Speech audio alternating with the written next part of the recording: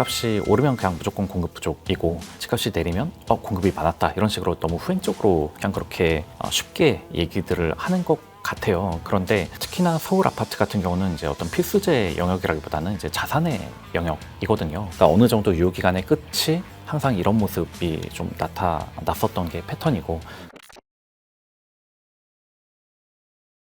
안녕하세요. 지식이 되고 돈이 되는 시간 부동산 클래스의 정준입니다. 자, 요즘 시장은요, 집값, 금리, 그리고 이제 자금 흐름이 함께 움직이고 있는데요. 오늘은 라이프 자산운용의 배문성 이사님을 모시고요.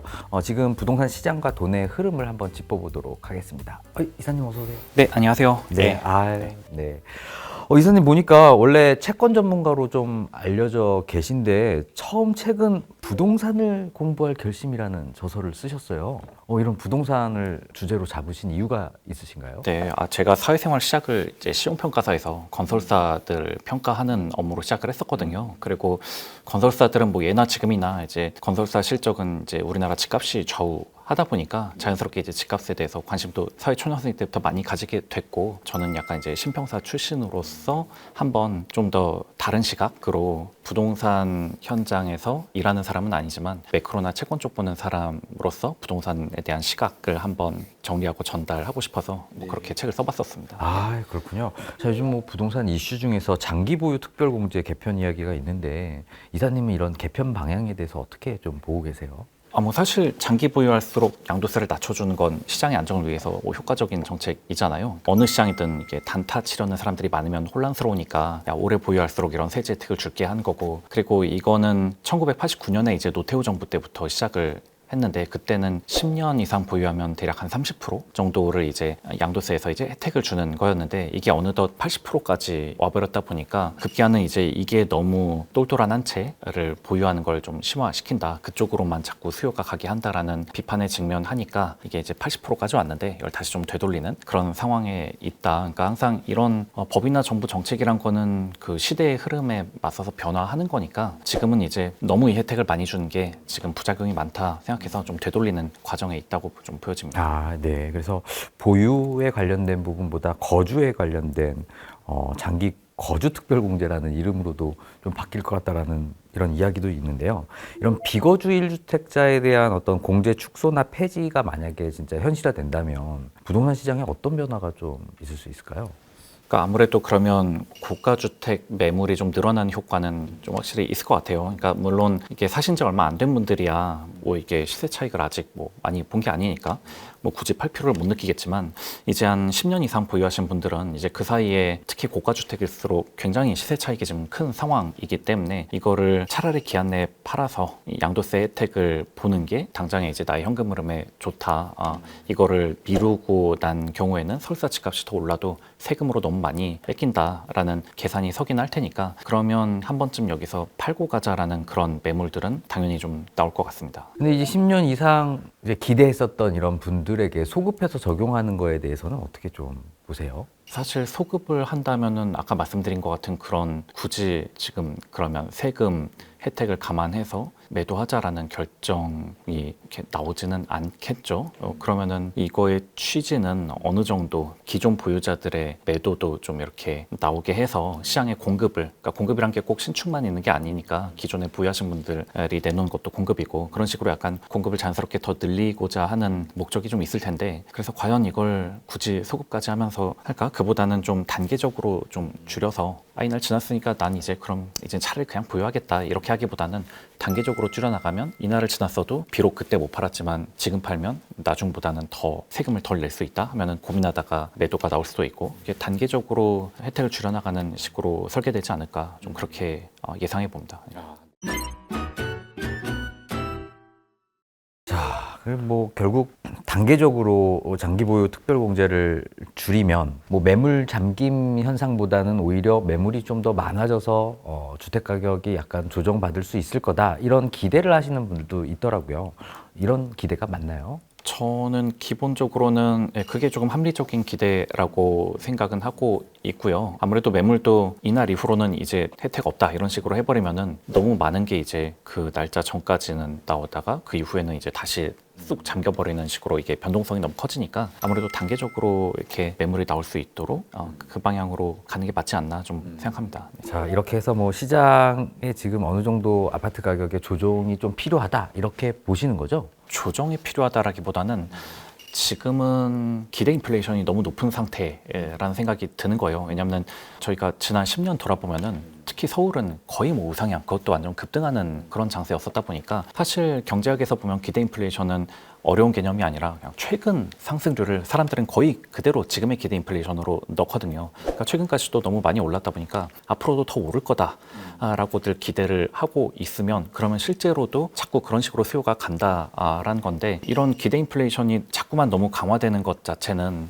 분명히 어떤 금융 불안정을 좀 심화시키는 면이 있죠. 그러다 보니까 한 번쯤은 억지로라도 좀 수요를 눌러서 기대 인플레 심리를 낮춰야 집값이 자꾸 그렇게 급등만 하는 게 아니다라는 거를 좀 어느 정도 사례를 좀 가져가 줘야 그래야 사람들이 집이 항상 오르기만 한 건 아니네 약간 그런 식으로 생각이 바뀔 수도 있고 그런 기대 인플레이션 관리 측면에서 자꾸만 이렇게 수요 좀 규제 억제책 같은 것들이 지금 나오는 상황이라고 보고 있습니다. 그럼 서두에 말씀하셨던 아파트 가격이 지금 올라서 양극화됐었던 게 지금 현재는 동조화되고 있고 이런 기대 인플레이션이 올라가는 거를 지금 좀 잡아야 된다라고 말씀하셨는데 이런 기대 인플레이션이 지금 자꾸 높아져 가고 있는 요인은 뭐라고 조금 생각하세요? 과거에는 어느 정도 부동산 가격 하락, 약세장, 특히 서울 집값도 이제 많이 떨어졌던 기간이 2009년에서 한 2013년, 그렇게 한 3, 4년 정도 이렇게 침체였었던 구간이거든요. 사실 그때를 돌아보면은 2010년, 11년 이렇게 한 2년 정도 계속 집값이 안 오르고 떨어지니까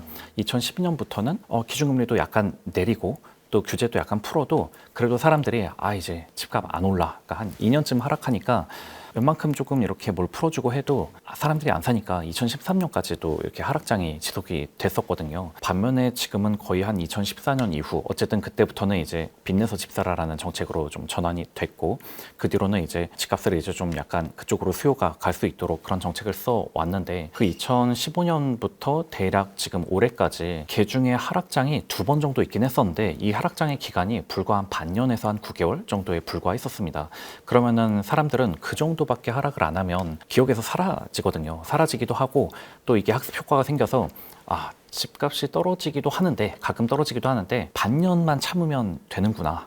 그러면 뭐 그 정도는 그냥 참으면 되지. 그러면 그냥 언제 사도 상관없다. 뭐 이런 식으로 어떤 불패 심리가 지금 굉장히 강해지게 되죠. 그래서 지금 보면은 연령대별로도 제가 한번 보면은 한 90년대생부터는 특히 서울 부동산 시장을 대략 요 한 2014, 15년 이후만 이렇게 봤었다 보니까 불패 심리가 진짜 어느 세대보다 되게 강한 것 같아요. 그냥 떨어진 적이 없다, 뭐 떨어지지 않는다, 약간 좀 그런 거죠. 한마디로 상승장은 길었고 하락장은 워낙 짧았었다 보니 그 어느 때보다 지금 불패 심리가 지금 좀 강하게 형성이 되어 있는 좀 그런 상황인 것 같습니다. 네, 결국 심리적인 요인이 좀 크다 이렇게 보고 계시는 거군요. 그럼 현재 뭐 이런 주택 시장 특히 뭐 서울의 아파트 가격 수준이 혹시 뭐 고평가다 아니면 조금 더 오를 거다 이 두 가지 의견 중에서 이사님은 어느 쪽을 조금 지지하세요? 네, 물론 뭐 이렇게 서울 아파트 가격은 항상 너무 비싸다 였었죠. 뭐 10년 전이든 20년 전이든.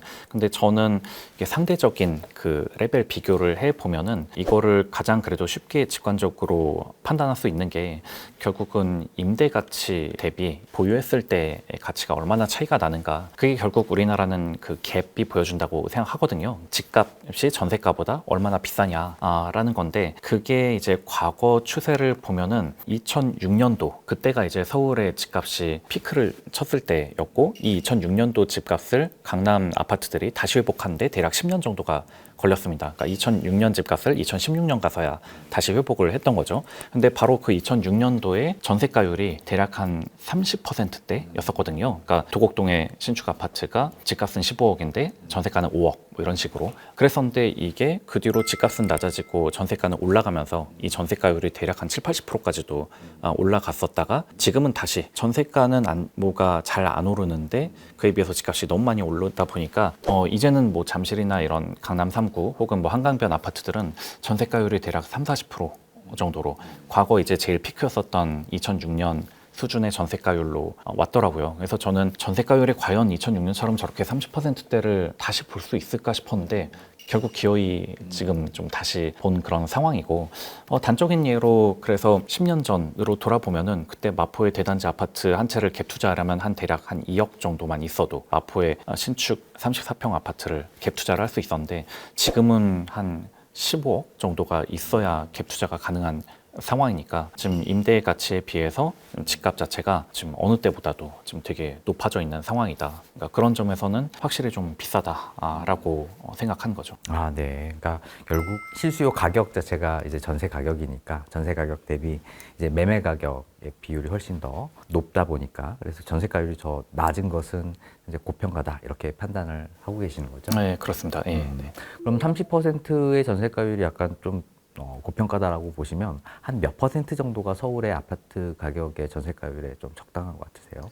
그게 정말 장기 평균으로는 한 대략 60% 가까이 되기는 하거든요. 물론 이게 지방이나 집값이 안 오른 곳들은 전세가랑 집값이 큰 차이가 없죠. 그러니까 한마디로 집값 상승에 대한 기대가 사람들 사이에 없을수록 이게 전세가랑 집값이 비슷해지고 집값 상승의 기대가 클수록 이게 이렇게 벌어지는 건데 서울은 그래도 항상 집값 상승에 대한 기대가 있는 곳이다 보니까 전세가보다는 그래도 집값이 어느 정도는 이제 높은 수준을 좀 이어가는 건데 그래도 그게 한 2배를 훌쩍 넘어버리면 뭐 그거는 좀 굉장히 좀 희소한 구간인 거죠. 2배까지 더 비싼 적들은 뭐 과거에도 꽤 이게 있긴 했는데 이렇게 3배 가까이 되는 구간은 거의 없었다. 네, 지금이 뭐 역사적인 시점 중에서 전세가 대비 매매가가 좀 지나치게 높다 이렇게 보시는 거죠. 네. 그러면 이게 전세가율이 30%에서 60% 올라가려면 결국에는 매매 가격이 떨어지든지 아니면 전세가가 올라가든지 아니면 두 개가 어느 수준에서 만나던지인데 그 세 개 중에서 어떤 시나리오를 좀 보고 계세요? 3개 중에서 굳이 따지면은 이제 집값은 좀 내려오고 전세가는 뭐 소폭 상승을 좀 완만하게 상승을 해서 그렇게 이제 비율이 올라가는 약간 그게 이제 과거에 한 2009년에서 2013년 때 목도했었던 현상이기는 하죠. 전세가율이 올라가려면 확실히 사람들이 이제 더 이상 집값 상승은 없다라는 식으로 기대가 꺾여야 되는 거고 근데 이 기대가 꺾이려면은 그동안 상승장이 좀 되게 길었듯이 이 약간 정체되거나 하락되는 구간이 최소 1년 이상 뭐 한 2년쯤 나와주면은 거의 확실하고 최소 1년 이상은 이렇게 가져가야 그래야 이것도 좀 점차 전세가율이라는 것도 올라갈 수 있다라고 생각은 합니다. 네. 그러면 이제 이사님이 말씀하시는 그런 가격 흐름이 바뀌는 그 트리거는 뭐가 될 거라고 보세요? 그 트리거가 결국은 이제 금리와 세금 금리와 세금. 이라고 생각을 하거든요. 그러니까 항상 보면은 서울의 집값 약세장은 금리 인상기 때 좀 찾아오기는 했었거든요. 그러니까 결국은 왜 그러냐면 금리란 건 결국은 돈값인데 금리를 올린다는 거는 돈값을 올린다는 거고 사실 집값이 그동안 특히 2010년대 중반부터 또 문재인 정부 이럴 때 많이 오를 수 있었던 건 워낙에 구조적으로 그때 기준금리가 막 1%대 하고 있었고 그러면 야, 돈 가지고 있으면 이거 뭐 휴지된다 막 이런 생각에 빨리 어떤 좋은 자산으로 이 돈을 바꾸고 싶다라는 마음이 알아서들 팽배해서 유동성이 막 이제 이런 실물 자산 특히 이제 우리나라 같은 경우는 서울 아파트 쪽으로 많이 흘러갔었던 건데 근데 이렇게 돈값을 올려버리면은 그만큼 유동성이 너무 이쪽으로 흐르기보다는 차라리 현금을 보유하자 혹은 뭐 다른 걸 하자라는 식으로 의사결정이 좀 바뀌게 되죠. 그래서 금리 인상은 항상 어느 자산이든 간에 그 자산 가격 상승에는 걸림돌이 되는 부분이기는 하고 그리고 세금은 뭐 어쨌든 여러 선진국의 사례를 보면은 이 보유세가 높을수록 집값이 낮은 그런 상황에는 당연히 이제 보이기 때문에 어떤 보유세라는 부분을 어느 정도로 올리느냐가 관건이기는 할 텐데 이거를 점진적으로 어떤 옆 나라인 일본만 해도 한 대략 보유세가 집값의 1% 정도는 부담을 하거든요. 그런 수준으로까지 올린다면 당연히 집값이란 게 좀 하락의 트리거 같은 게 좀 될 수 있다고 생각을 합니다. 자, 결국 이제 금리가 올라가거나 세금을 높이거나 1% 수준으로 실효 이제 세율을 높이거나 이 두 개가 트리거가 될 거다라고 말씀하셨는데 자, 뭐 세금이라는 부분은 좀 이슈가 있으니까 네. 일단 차치해 두고 자, 뭐 채권 전문가시니까 금리의 변화를 혹시 지금 어떻게 조금 예상하고 계실까요? 금리에 대한 흐름이 작년 가을부터 완전히 바뀌었거든요. 사실은 작년 여름까지만 해도 우리나라 뭐 기준금리가 지금 2.5%인데 앞으로 이거 뭐 2%까지 더 내릴 거고 여차하면 1%대까지도 또 내릴 거다라는 그런 기대가 되게 그건 채권 시장에서도 그리고 외국인들도 그런 식으로 많이 보기도 했습니다. 그리고 그런 심리가 저는 작년 이렇게 봄, 여름 같은 때 또 집값이 많이 오르는데 또 일조를 했다고 좀 생각이 들어요. 그런데 이제 갑자기 한 작년 가을 한 특히 10월, 11월부터 반도체 중심으로 이제 주가도 엄청나게 상승을 하고 코스피가 급등하기 시작한 것도 작년 대략 10월 이후부터였죠. 그러니까 기업들 실적이 너무 잘 나오고 뭐 이런 식으로 지금 전망이 바뀌다 보니까 이게 우리나라가 저성장, 저물가, 저금리로 갈 줄 알았는데 지금 이거는 저성장이 아니라 성장을 좀 하게 되고 그리고 물가도 이런저런 상황을 보니까 지금 심상치가 않고 그러면 이제 저금리로 가는 게 아니라 다시 금리를 올릴 수도 있겠다라는 식으로 점점 인식이 변화하다가 급기야 최근에는 이제 금리 인하는 다 물 건너 갔고 이제 금리 인상기가 올 거다. 그게 올해일지 내년일지 지금 시기만 지금 조율을 하는 중이고 실제로 뭐 폴리마켓이나 이런 데 가보면 한국은행이 7월부터 금리 인상할 거다라는 베팅이 지금 다수를 차지할 만큼 이게 좀 금리 인상이 생각보다 좀 더 빨리 온다라는 쪽으로 좀 생각이 바뀌고 있습니다. 금리 인상기로 들어가는 건 맞는데 횟수가 몇 번이냐 정도가 지금 시장에서 아직 컨센서스는 없는 건데 대략 지금 2번이냐 3번이냐 정도에서 기대를 하고 있는 것 같아요. 현재 뭐 올해 말, 내년 금리가 그러면 어느 정도 조금 조정이 있을 가능성이 있다라는 말씀으로 해석해도 되는 거죠? 그렇죠. 그러니까 일단 금리 인상이 지금 채권 시장에서 보기에는 최소 2번은 할 것 같다인 거고 그러면 통상 금리 인상기에는 뭐 당연히 다른 시장 금리들도 오르면 올랐지 막 이렇게 내려가지는 않거든요. 그러니까 전반적인 금리는 좀 위쪽으로 좀 향해 있는 거죠. 예. 금리의 사이클이 이미 바뀌었다. 이렇게 방향성 자체가 네네. 확실히 좀 이렇게 작년 이맘때쯤 예상했던 것과는 완전히 정반대로 좀 바뀌었다라고 보시면 되겠습니다. 네. 네. 자, 이제 뭐 부동산 시장은 뭐 금리하고 이제 좀 역관계에 있다라고 이제 자산 시장이다 보니까 그렇게 지금 알려져 있는 것 같은데 부동산 시장 지금 사이클은 어느 위치에 와 있다고 보세요? 지금의 사이클이 장표 하나 준비한 거에서 말씀드리자면 이제 뭐 시세는 이제 KB 시세에서 따온 건데요. 보면은 2007년 그리고 2021년 이때가 수도권 집값이 피크였었던 시기였거든요. 그때를 기점으로 그 이후에는 이제 짧게든 길게든 하락장이 오기는 했었습니다. 근데 그때의 특징이 뭐냐면 강남 3구의 상승률은 제약되는데 그에 비해서 약간 그동안 눌렸던 소외됐었던 곳들의 집값 상승률이 훨씬 더 이 강남 3구를 압도하는 구간이었거든요. 그게 사실 어떻게 보면 상승장의 어떤 마지막 사이클 전형적인 모습인 것 같아요. 이런 일이 나타난 이유는 워낙 강남 3구와 이렇게 상급지 위주로 이렇게 상승이 세다 보니까 이쪽을 이제 견제하는 그런 정부 정책들이 계속 나오고 그러면 이게 당장인 효과가 없어도 이게 계속되면 효과가 분명히 나오거든요. 수요가 억제된 효과.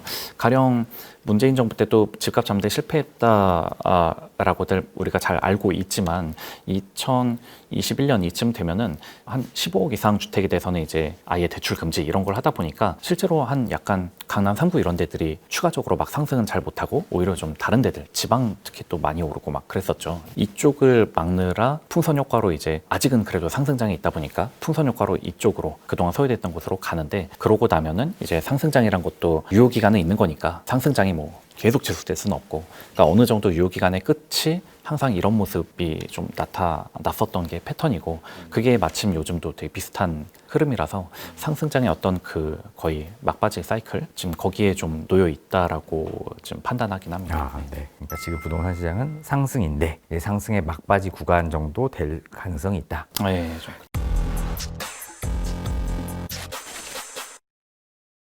정보 금리도 인상되고 있는 상황이고 지금 채권 금리 정말 많이 올라가고 있더라고요. 그리고 지금 뭐 정책에도 뭐 세금 정책도 지금 계속 만지작거리고 있고 엄청나게 지금 수요 억제 정책을 쓰고 있는데 집값이 이렇게 뭐 상승기가 아직 끝나지 않을 정도로 쉽게 꺾이지 않는 이유를 공급 부족에서 찾는 전문가분들도 좀 많더라고요. 이거에 대해서는 좀 어떻게 조금 생각하고 계세요? 당연히 모든 가격에는 공급이 굉장히 중요하죠. 근데 저는 좀 특히 유독 집값과 관련해서는 집값이 오르면 그냥 무조건 공급 부족이고 집값이 내리면 공급이 많았다 이런 식으로 너무 후행적으로 그냥 그렇게 쉽게 얘기들을 하는 것 같아요. 그런데 공급이 가격을 좌우한 거는 이제 필수재들 같은 경우는 확실히 이제 그러한데 특히나 서울 아파트 같은 경우는 이제 어떤 필수재 영역이라기보다는 이제 자산의 영역 가격이거든요. 그리고 이런 자산이란 거는 공급만이 자산 가격을 좌우하지는 않죠. 예를 들어서 공급 정보가 가장 확실한 것 중에 하나는 이제 비트코인이 있고 뭐 금도 역시 공급을 우리가 그래도 예상해 볼 수 있는 갑자기 공급이 는다거나 준다거나 하지 않는 그런 자산인데 그런 금이나 비트코인도 자산 가격 이게 가격이 막 출렁출렁이지 않습니까? 공급만으로 이 가격의 움직임이 설명되지가 않는다. 특히 서울 아파트는 더더욱 그런 자산이라는 점을 좀 같이 그러니까 너무 공급에 매몰되기보다는 그러면 금이나 비트코인이 뭐 어떨 때 가격이 떨어지나 생각해 보면은 뭐 이제 금리라든가 혹은 뭐 이런저런 규제라든가 이런 것들이 또 같이 작동을 하고 있단 말이죠. 그러니까 금이나 비트코인의 펀더멘털은 그대로인데 금리라든가 이런 재반 환경들이 바뀔 때마다 얘네들이 이제 출렁거리듯이 아파트 가격도 공급 이외의 것들이 굉장히 많이 가격을 움직인다라는 거를 좀 같이 생각했으면 좋겠습니다. 네. 그러니까 이제 이사님은 공간 시장에서의 공급 부족보다는 자산 시장에서의 뭐 매크로적인 어떤 거시 환경 변화가 자산 가격인 아파트, 서울 아파트 가격을 조금 좌지우지하는 게 크다 이렇게 보고 계시는 거군요. 네, 그렇죠. 자, 2027년, 28년 기준으로 이제 수도권에서 이제 지방으로 이제 가격의 사이클이 좀 확산할 수도 있을 것 같다라는 전망도 이제 제기되고 있더라고요. 이 부분은 좀 어떻게 보고 계세요? 저도 그럴 수 있다라고 좀 생각은 합니다. 그러니까 아까 말씀드린 것처럼 수도권 특히 서울 집은 약간 자산의 영역인데 지방 같은 경우는 실수요, 그러니까 지방을 투자 관점으로 사는 경우는 잘 없단 말이죠. 그래서 여기는 이제 실수요의 영역인 건데 그런데 보면은 지금 우리나라가 지금 코스피 지수에서 보여지듯이 이제 AI 인프라 투자하는데 지금 우리나라 제조업들이 지금 워낙에 좀 실적도 좋고 이러다 보니까 그런 제조업 공장들과 생산직이 있는 곳은 주로 지방이고 그럼 이분들이 어쨌든 소득이란 측면에서 수혜를 받는 분들이고 이런 분들의 이제 수요가 강해지는 것 자체는 이제 지방의 집값에는 뭐 도움은 되겠죠. 거기다가 지금 정부에서는 특히 지금 현 정부의 기조는 워낙에 이제 지역 균형 발전이라는 걸 신경 쓰면서 특히 이제 선거도 있고 하다 보니까 또 공공기관이나 이런 것들을 자꾸 이제 지방으로 보내고 지방에는 인센티브를 주고 서울 쪽 수요는 좀 억제하는 이런 쪽으로 이제 정책 설계들을 하고 있다 보니까 이런 것들이 맞물려서 서울의 수요는 좀 둔화된데 지방은 또 이렇게 좀 오를 수도 있는 그런 환경에 있다고는 생각을 합니다. 이게 정확히 2010년, 11년, 12년 요때 그런 식으로 디커플링이 됐었거든요. 그때도 중국 덕분에 뭐 차화정 이런 그 제조업이 워낙 좋았다 보니까 이렇게 그런 제조업이 상주하고 있는 그런 지방 집값은 잘 오르고 반면에 이제 수도권 집값이 하락하는 그런 디커플링이 있었는데 지금도 어찌 보면은 약간 미국 덕분에 지금 우리나라 제조업이 좀 좋은 상황에 있고 그래서 이게 서로 다르게 흘러갈 수 있다 그런 상황으로 유사성은 있는 것 같습니다. 네, 감사합니다. 네.